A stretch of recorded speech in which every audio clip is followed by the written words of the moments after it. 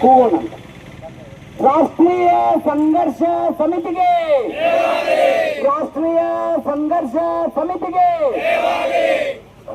Commander Ashok Rawat ಅವರಿಗೆ, commander Ashok Rawat ಅವರಿಗೆ, ರಮಾಕಾಂತ್ ನರಗುಂದ್ ಅವರಿಗೆ, ರಮಾಕಾಂತ್ ನರಗುಂದ್ ಅವರಿಗೆ, ವೀರೇಂದ್ರ ಸಿಂಗ್ ಅವರಿಗೆ, ವೀರೇಂದ್ರ ಸಿಂಗ್ ಅವರಿಗೆ, ರಾಷ್ಟ್ರೀಯ ಸಂಘರ್ಷ ಸಮಿತಿ ಬಿಜಾಪುರ ಘಟಕ, ರಾಷ್ಟ್ರೀಯ ಸಂಘರ್ಷ ಸಮಿತಿ ಚಿಕ್ಕೋಡಿ ಘಟಕಕ್ಕೆ, ರಾಷ್ಟ್ರೀಯ ಸಂಘರ್ಷ ಸಮಿತಿ ರಾಯಬಾಗ್ ಘಟಕಕ್ಕೆ, ರಾಷ್ಟ್ರೀಯ ಸಂಘರ್ಷ ಸಮಿತಿ ನಿಪ್ಪಾಣಿ ಘಟಕಕ್ಕೆ, ರಾಷ್ಟ್ರೀಯ ಸಂಘರ್ಷ ಸಮಿತಿ ಬಿಜಾಪುರ ಘಟಕಕ್ಕೆ. ಅವರು ಕಾರ್ಯದರ್ಶಿಗಳಾದಂತಹ ವೀರೇಂದ್ರ ಸಿಂಗ್ ಅವರು ನಮ್ಮೆಲ್ಲರಿಗೆ ಪಿಂಚಣಿದಾರರಿಗೆ ಕನಿಷ್ಠ ಪಿಂಚಣಿ 7,500 ರೂಪಾಯಿ ಹಾಗೂ ತುಟ್ಟಿ ಭತ್ಯೆ ಸಿಗಬೇಕು ಅನ್ನುವಂಥ ನಿಟ್ಟಿನಲ್ಲಿ ಹೋದ 7 ವರ್ಷಗಳಿಂದ ಈ ಒಂದು ಹೋರಾಟ ಪಾದಾರ್ಪಣೆ ಮಾಡಿದೆ. ರಾಷ್ಟ್ರೀಯ ಅಧ್ಯಕ್ಷರು ಪದೇ ಫೈನಾನ್ಸ್ ಮಿನಿಸ್ಟರ್ ಅವರಿಗೆ ಲೋಕಸಭೆಯ ಸದಸ್ಯರುಗಳಿಂದ ಕೂಡ ಸಾಕಷ್ಟು ಅವರಿಗೆ ಗಮನ ಸೆಳೆಯುವಂತಹ ಕೆಲಸವನ್ನ ಡೆಲ್ಲಿಯಲ್ಲಿ ನಿಂತುಕೊಂಡು ಮಾಡ್ತಾ ಇದ್ದಾರೆ. ಆ ಒಂದು ಸಂದರ್ಭದಲ್ಲಿ ಸರ್ಕಾರದವರು ಅದು ಅನುಷ್ಠಾನ ತರಲು ವಿಳಂಬ ಧೋರಣೆಯನ್ನು ಹರಿಸ್ತಾ ಇದ್ದಾರೆ. ಈ ಅಶೋಕ್ ರಾವತ್ ಅವರಿಗೆ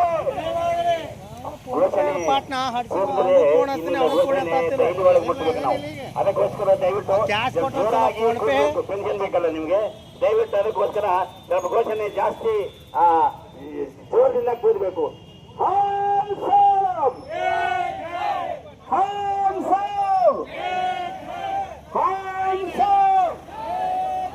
अशोक रावत जी आगे बढ़ो,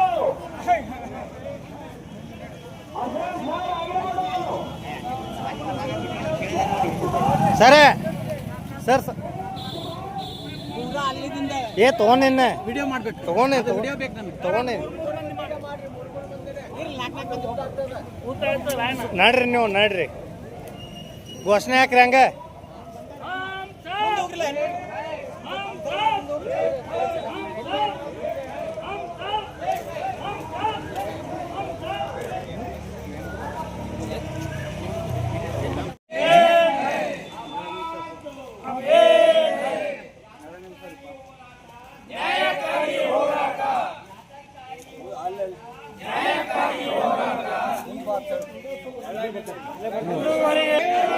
ಅಶೋಕ್ ರಾವತ್ ಅವ್ರಿಗೆ, ಅಶೋಕ್ ರಾವತ್ ಅವ್ರಿಗೆ, ರಮಾಕಾಂತ್ ನರಗುಂದ್ ಅವರಿಗೆ, ರಮಾಕಾಂತ್ ನರಗುಂದ್ ಅವರಿಗೆ, ರಾಷ್ಟ್ರೀಯ ಅಧ್ಯಕ್ಷ ಕಮಾಂಡರ್ ಅಶೋಕ್ ರಾವತ್ ಅವರಿಗೆ.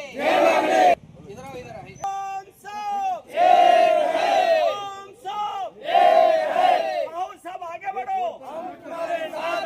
राहुल साहब आगे बढ़ो, राहुल साहब आगे बढ़ो, राहुल साहब आगे बढ़ो, राहुल साहब आगे बढ़ो. वंदे EPS 95 ಕಾರ್ಮಿಕರಿಗೆ, NSC ಕಾರ್ಮಿಕರಿಗೆ ನಮ್ಮ ಪಿಂಚಣಿ ಕೊಡಲೇಬೇಕು, ನಮ್ಮ ಪಿಂಚಣಿ ಬೇಕೇ ಬೇಕು, ನಮ್ಮ ಪಿಂಚಣಿ ಕೊಡಲೇಬೇಕು, ನ್ಯಾಯವಾಗಿ ಕೊಡಲೇಬೇಕು.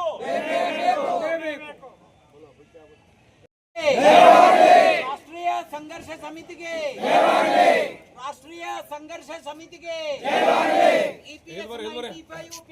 ಈಗ ನಮ್ಮ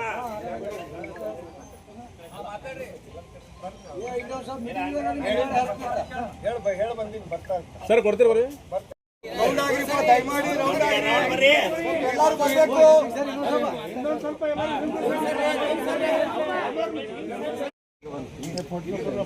ಮಾಡ್ತಾ ಇದ್ದಾರೆ ಅಂತ ಸರ್ ಈ ಕಡೆ ನೋಡ್ರಿ, ಈ ಕಡೆ ಸರ್ ಓಕೆ.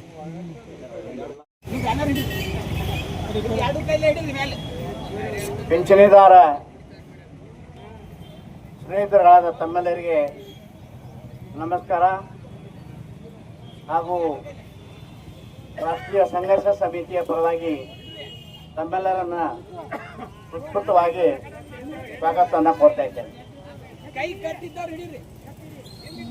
ನಮ್ಮ ರಾಷ್ಟ್ರೀಯ ಸಂಘರ್ಷ ಸಮಿತಿಯ ಅಧ್ಯಕ್ಷರುಗಳಾದ ಸನ್ಮಾನ್ಯ ಶ್ರೀ ಕಮಾಂಡರ್ ಅಶೋಕ್ ರಾವುತ್ ಅವರು, ಸಂಯೋಜಕರಾದಂತಹ ರಮಾಕಾಂತ್ ನರಗುಂದ್ ಅವರು, ಅದೇ ರೀತಿ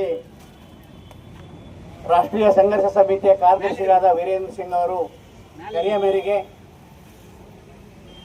ಇವತ್ತು ನಾವು ಎಲ್ಲ ಪಿಂಚಣಿದಾರರು ಈ ಒಂದು ವಿಜಯಪುರದಲ್ಲಿ ಒಂದು ದಿನದ ಸಾಂಕೇತಿಕ ಉಪವಾಸ ಸತ್ಯಾಗ್ರಹ, ಅದರ ಜೊತೆಗೆ ಬೃಹತ್ ಮೆರವಣಿಗೆ ಮೂಲಕ ಡಿಸಿ ಆಫೀಸಿಗೆ, ಜಿಲ್ಲಾಧಿಕಾರಿ ಆಫೀಸಿಗೆ ತೆರಳಿ ಅಲ್ಲಿ ಜಿಲ್ಲಾಧಿಕಾರಿಗಳ ಮೂಲಕ ಕಾರ್ಮಿಕ ಮಂತ್ರಿಗಳಾದಂಥ ಸನ್ಮಾನ್ಯ ಮನ್ಸುಖ್ ಮಾಂಡವಿಯ ಅವರಿಗೆ ನಮ್ಮ ಮನವಿಯನ್ನು ಸಲ್ಲಿಸತಕ್ಕಂಥ ಇದು ಕಾರ್ಯಕ್ರಮ.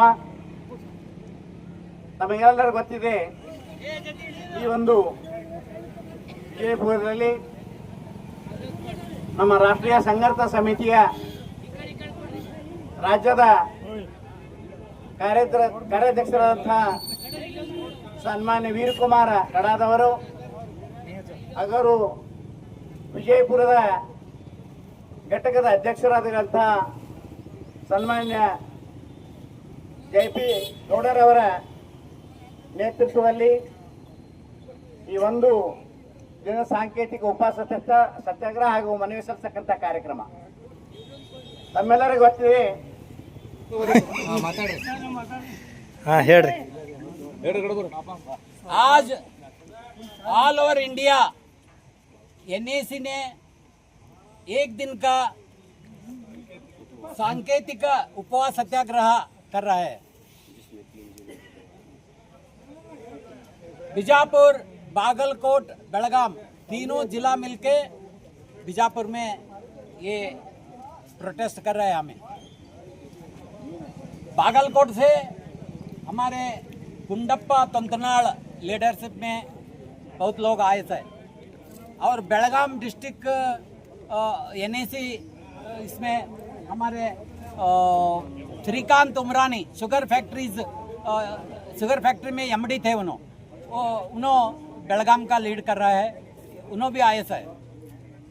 ये आज का ये प्रोटेस्ट करने का ये मकसद ये है, 16, 17, 18 3 दिन बजट अधिवेशन अभी और हो रहा है।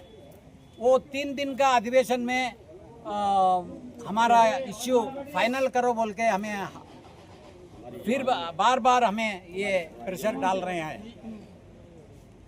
ये हमारी पेंशन बढ़ाने के वास्ते ऑल ओवर इंडिया हर डिस्ट्रिक्ट में ऐसा प्रोटेस्ट कर रहे हैं। हमारे कमांडर अशोक राउत साहब सरकार को बातचीत करने के लिए और उनके साथ प्रेशर डालने के लिए अभी फिलहाल दिल्ली में ही टेंट डाले से, और मनसुख मांडविया लेबर मिनिस्टर हमारा, उन्होंने हमारे काम पूरा करे से डिक्लेयर करने का बाकी है।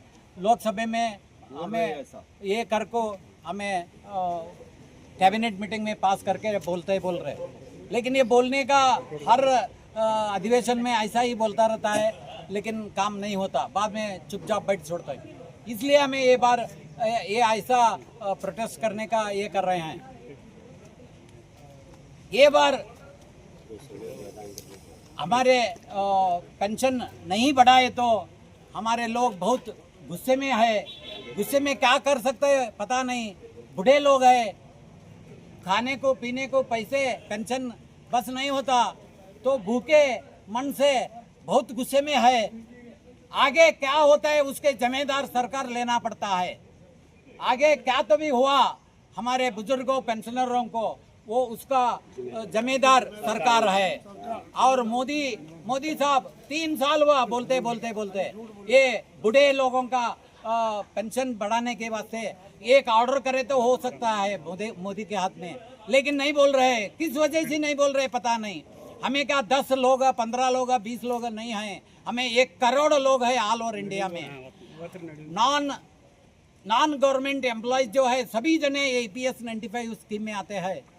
ये पेंशन स्कीम ऐसा ही है बोल के हमारे शोभा करंदलाजे लोकसभा में बोलता है, हमारे पास कोई प्रस्ताव नहीं है कर को भी बोलता था। ये हमारे शोभा करंदलाजे को हमें ಧಿಕ್ಕಾರ बोलेंगे, ಧಿಕ್ಕಾರ शोभा करंदलाजे ಅವರಿಗೆ ಧಿಕ್ಕಾರ। ये ऐसे हमें इतना बोले तो भी हमारे सुप्रिया सुळे अमरावती का MP उन्होंने इतना हमारे को सपोर्ट कर रहे हैं। सुप्रिया सुळे ಅವರಿಗೆ सुप्रिया सुळे ಅವರಿಗೆ उन्होंने क्या बात करे बोले तो निर्मला सीतारमन को बताया ये लोकसभा में, ये हमारे को हमारा हक है पेंशनधारक का, ये उनको भीख नहीं दे रहे आप, उनको एक सोशल वेलफेयर ये दे रहे नहीं, उनका हक का पैसा है, उनके पैसे से पेंशन सैंक्शन करो उनको, ऐसा वो लोकसभा में बोले है।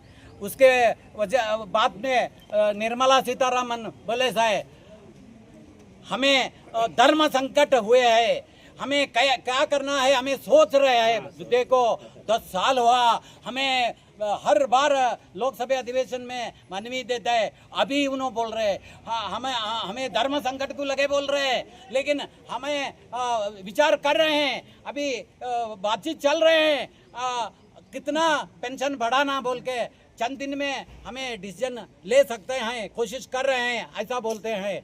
देखो ये लीडर्स पेंशन लाखों लाख, एक बार MLA हुए एक पेंशन, दूसरे बार MP हुए वो पेंशन, दूसरे बार MLA हुए और पेंशन, दूसरे बार तीसरे बार ऐसा 14 बार साथ बोलता हूँ। हमारे ಜಿಗಜಿಣಗಿ साहब हमारे को 7 ಲಕ್ಷ ರೂಪಾಯಿ ಪೆನ್ಷನ್ ಅದ, ನಾ ಯಾಕೆ ಬಡ್ದಾಡ್ಬೇಕು ಈ ವಯಸ್ಸಿನಾಗ, ನಿಮ್ಮ ಸೇವೆಗೆ ನಾ ಬಂದೀನಿ, ನಾ ಮಾಡ್ತೀನಿ, ನಿಮ್ಮ ಪೆನ್ಷನ್ ಹೆಚ್ಚು ಮಾಡ್ತೀನಿ ಅಂತ ಮಾಡ್ತಿರ್ಬೇಕು। ಅಂಥವ್ರು 7 ಲಕ್ಷ ಪೆನ್ಷನ್ ತಗೊಳ್ಳೋರು ನಮ್ಮ ಪ್ರಾಡ್ಲಿಲ್ಲ, ಅವರು ಒಂದು ಮನವಿನೂ ಸರಿಯಾಗಿ ಅವ್ರು ಕೊಡ್ಲಿಲ್ಲ, ಎದ್ದು ನಿಂತು ಜಯ ಅನ್ಲಿಲ್ಲ ಅವ್ರಿಗೆ ಅಂತ ಹೇಳ್ತೀನಿ। ನಮ್ಮ ಕಾಕಾ ಕಾಕಾ ಅಂತ ಹೇಳಿ ನಾವು ಅವ್ರಿಗೆ ಪ್ರೀತಿ ಮಾಡ್ತೀವಿ, ಹಾಗೆ ಮಾತಾಡ್ಲಿಲ್ಲ ಅವರು। ಬೇಡ ಇರ್ಲಿ 18ಕ್ಕ ದಿಲ್ಲಿ ಒಳಗ ರಮೇಶ್ ಜಿಗಜಿಣಗಿ ಅವ್ರು ಇದ್ರೂ ಸಹಿತ ಯಾರು ಮಾತಾಡ್ತವೆ ಒಳಗ ಹೇಳ್ರಿ ಅಂತ ಹೇಳಿ ನಾನು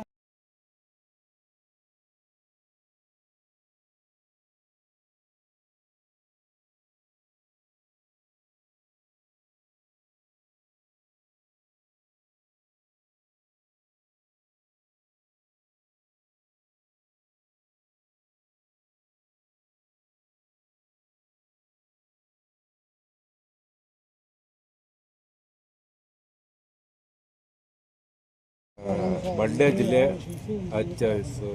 ಚಿಚ್ಚರಗಿರಿಯಲ್ಲಿ ನರೇಂದ್ರ ಮೋದಿ ಅವರು ಅಲ್ಲಿ ಗುಡಿ ಉದ್ಘಾಟನೆ ಬರ್ತಾ ಇದ್ದಾರೆ, ಅಲ್ಲಿ ನಿವೃತ್ತಿ ಪಿಂಚಣಿದಾರರು ಏನೋ ಅಲ್ಲಿ ಪ್ರತಿಭಟನೆ ಮಾಡಿ ಕೊಟ್ಟಿದ್ದಾರೆ। ಅಲ್ಲಿ ನಮ್ಮ ಜನ ಹೋಗಿ ನೋಡ್ರಿ, ಈಗಿಲ್ಲ ಆದ್ರೂ ನಮ್ಮ ಜನ ಆ ಸ್ವಾಮೀಜಿ ಕೃಪೆಯಿಂದ ನಮ್ಮ ಮೋದಿಯವರಿಗೆ